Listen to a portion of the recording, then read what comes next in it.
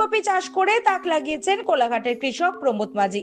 পূর্ব মেদিনীপুরের কোলাঘাট ব্লকে ফুলকপির চাষ হয় ঠিকই, তবে রঙিন ফুলকপি চাষ করে তাক লাগিয়েছেন কোলাঘাট ব্লকের বৃন্দাবন চক গ্রামের প্রমোদ মাঝি। জানা যাচ্ছে প্রমোদ মাঝি দীর্ঘদিন ধরেই নতুনত্ব চাষ করার প্রতি আগ্রহী ছিলেন।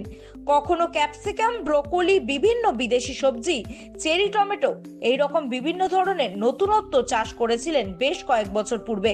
তবে গত 2 বছর ধরে রঙিন ফুলকপি চাষ করে এলাকায় নজর কেড়েছেন বৃন্দাবন চক গ্রামের কৃষক বন্ধু প্রমোদ মাঝি। একদিকে তিনি সাধারণ ফুলকপি এবং ব্রোকলি চাষ করেছেন, আর ঠিক এর পাশেই প্রায় 3000 রঙিন ফুলকপি চাষ করেছেন তিনি।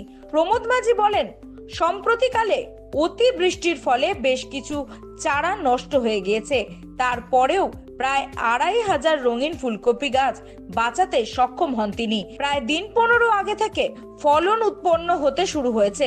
হলুদ এবং বেগুনি রঙের ফুলকপি উৎপন্ন হয়েছে, আর এই উৎপাদিত ফুলকপি স্থানীয় কোলাঘাট, খুকুরদহ ও পাঁশকুড়ার সবজি বাজারে বিক্রি করে থাকেন তিনি। প্রমোদ মাঝি বলেন, তিনি এই রঙিন ফুলকপির দাম রীতিমতো ভালোই পেয়ে থাকেন।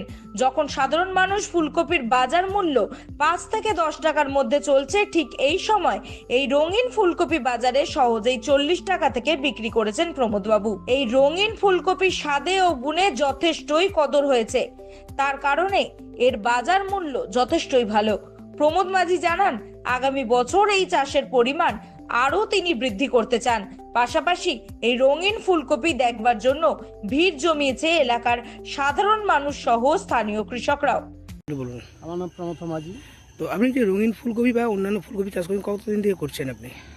এমনি ব্রোকলি চাষ করতেছি 12-13 সাল থেকে, আর রঙিন এই 3 বছর করে।